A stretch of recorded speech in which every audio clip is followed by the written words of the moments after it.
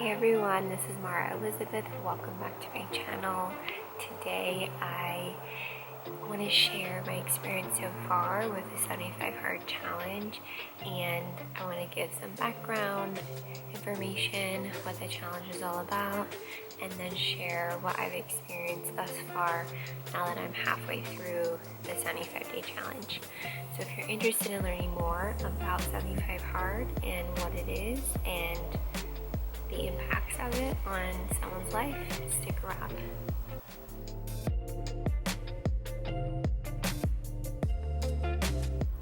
Okay, so what is the 75 Hard Challenge?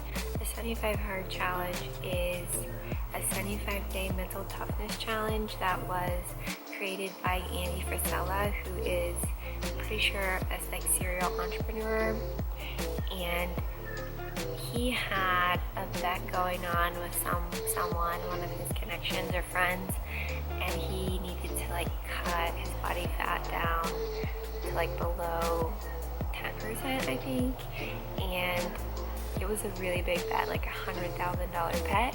And so he created this challenge to help him stay accountable to really working hard to meet his goal of that certain percentage of body fat.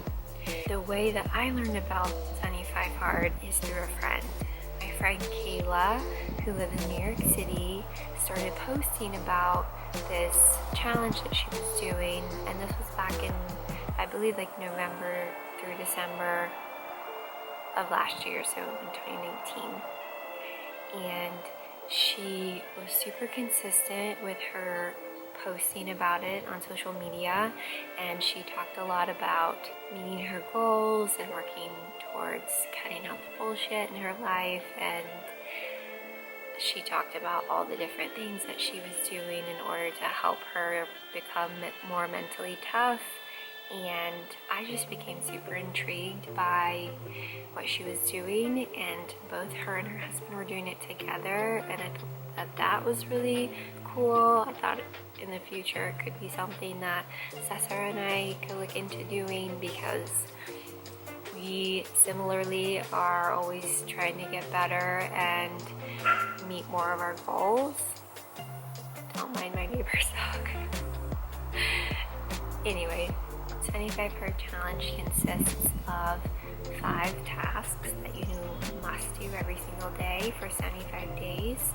And the implications are that you build your mental toughness by persevering through the process of doing these 5 daily tasks.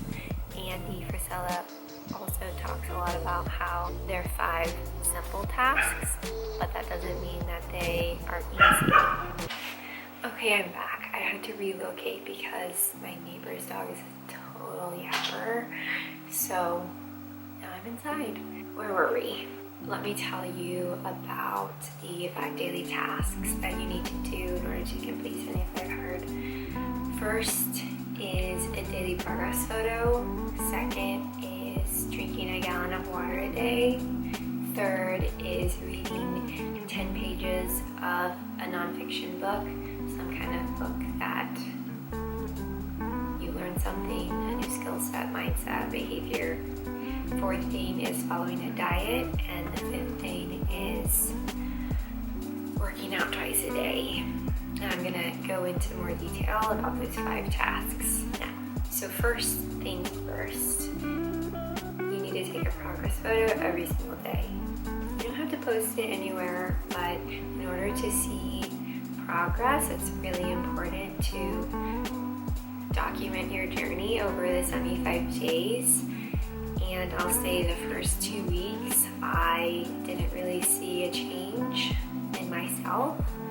But after, I would say after the 3rd week, my body, you could tell, kind of flushed itself and slimmed down a little bit. So I'm on day 40 right now, and I can definitely tell a difference between day 40 and day 1. And pro tip, I just incorporated taking a photo in my morning routine. What I do is I get up, have some water, brush my teeth, put on workout shorts and a sports bra, and then I snap a photo of myself. And There have been a couple of days where my morning routine was different and I almost forgot to take the progress photo, and honestly for me that's the easiest thing to do of the 5 tasks. So how frustrating would it be to have to restart 75 hard if you forget to take a photo? Just do it in the morning, get it done. Easiest checkbox of the day. The second task, drinking a gallon of water. Now, before I did 75 hard, I prided myself on being a thorough water drinker. I felt like I drank a lot of water in the past, and I didn't think this was going to be a big issue. And boy, was I mistaken. The first 3 weeks of 75 hard, drinking a gallon of water was so tough. My body was so water bloated. I literally felt like a water baby, one of those little dolls that I had as a little girl growing up. I was so bloated. I wasn't seeing any progress whenever I would take my measurements every Saturday. And it's more challenging than what some of us might think. In terms of best practices for water consumption, what I did was I bought a 32-ounce water bottle, and if you drink 4 of those, then that's a gallon. And I space mine out, so I try to have my first 32-ounce water bottle drank by 9 a.m., the second one by 12 p.m., the third one by 3 p.m., and then the fourth one originally was by 6 p.m., but because of dinner and the second workout, I just could never hit that deadline, so I pushed the last deadline for the fourth 32-ounce water bottle until 8 p.m. And if I have all my water by 8 p.m., then I don't have any issues when I go to bed to sleep. If I drink water after 8 p.m. or a lot of it, I'm going to have to get up in the middle of the night and use the bathroom, so I don't want to do that. I really value my sleep and I don't want it to be disrupted. And I was also, maybe this is TMI, but I was also burping a lot drinking the water out of the water bottle, so I had these long rubber straws, and now I drink my water from a really big thick straw, and that has helped me stop burping so much and just feeling less bloated, like I haven't taken in a lot of extra air. So that's another tip I have for drinking water, is to drink it out of some kind of large mouth straw. The third task, reading 10 pages a day. This is my favorite part of every day. I love to read, so I have literally a library of books that I haven't read yet that are in my house, and it's been so fun to be able to kind of go shopping through my own library and finally read some of the books that I've gotten in the past that I'm really interested in. So far I've read 3 books. I'll link them in the description below. The first book was Gretchen Rubin's Better Than Before, which is all about habit formation, and she shares, I believe, 21 different strategies or different ways to build habits. I can't remember what my second book was, but the third book I just finished was Known by Mark Schaefer, and it is all about personal branding in the digital age. Really interesting and really applicable to, building a social media presence, which I'm beginning to do. So that was really interesting. And I just started reading Set for Life by Scott Trench, I believe. And it's all about financial literacy, financial wellness, and working towards financial freedom.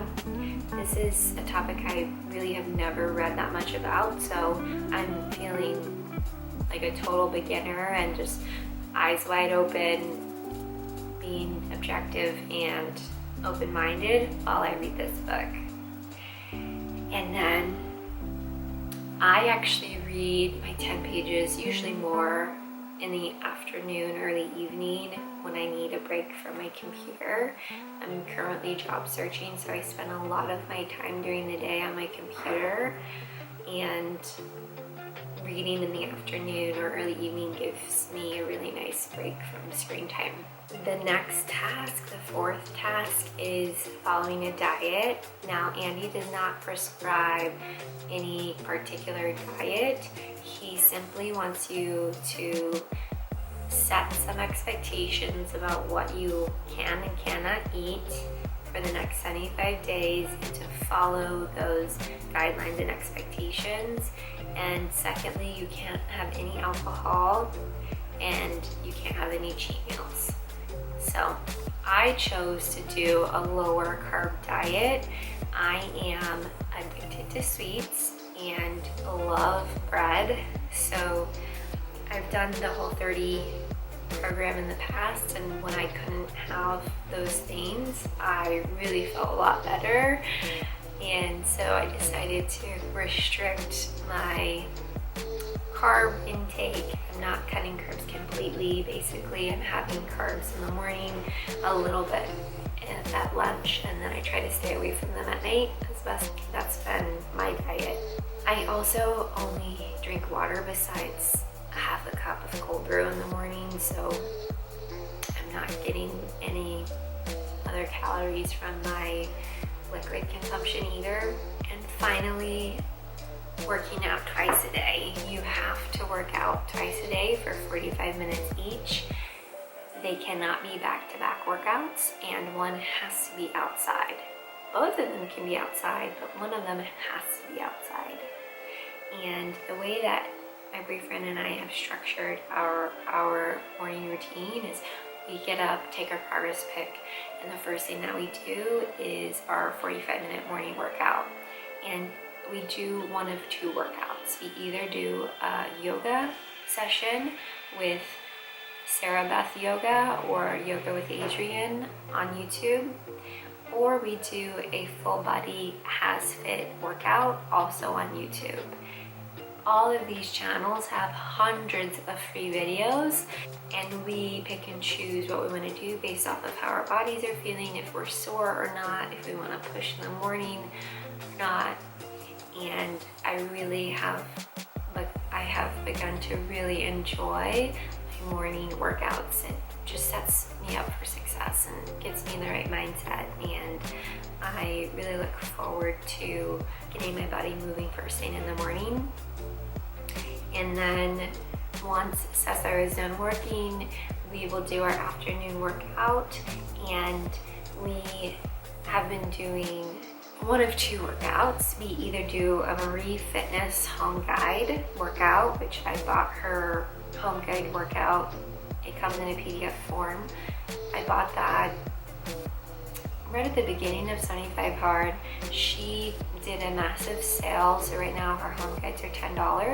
I think usually they're $45, but she has a super great story. I'll link to her profile. She also has like a supplement company that I'm itching to try. But anyway, we will do a 45-minute Marie Fitness home guide workout, or if we're really sore, we will go to the park and do a walk jog session. And I am not a runner. I really don't like cardio. It's hard for me, so when we do the walk jogs, it really pushes my mental toughness. I would probably rather be lifting weights than jogging. So last week I hit a huge milestone.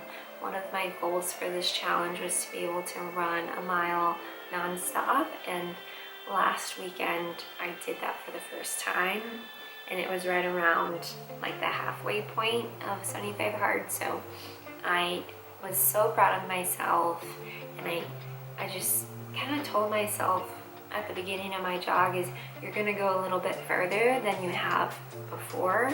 And when I did that, when I got to that point where I was further, I said, okay, you can do more, and you can do more. And it just kept growing, and eventually I finished a full lap, and the park's loop is 1.1 miles, and was so proud of myself.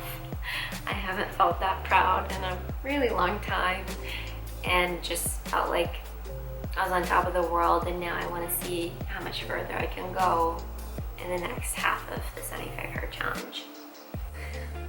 Those are the 5 tasks, and that's how I've been tackling them. I'll say with the current state of the world, being most people are in quarantine, I think that the 75 hard challenge has given me structure and drive and purpose, whereas if I was quarantined and job searching without the 75 hard challenge, I think I would be wasting so much time. I've barely watched any TV during this quarantine because I've just been working on other things like recording and editing videos and not working on LinkedIn and making sure that I have my 5 daily tasks done and doing some house projects. I have the drive right now to be productive, and being productive isn't the end all be all priority for this quarantine. I know other people are in a lot harder situations than I am, but for me, this quarantine has been made significantly more bearable because of 75 hard.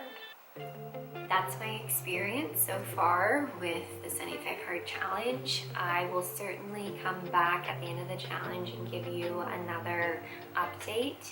I hope that this was helpful in shining some light on what it's like to do the 75 hard challenge. And if you have any questions at all about my experience for the 75 hard challenge, please feel free to leave a comment and I will gladly help as best as I can. See y'all.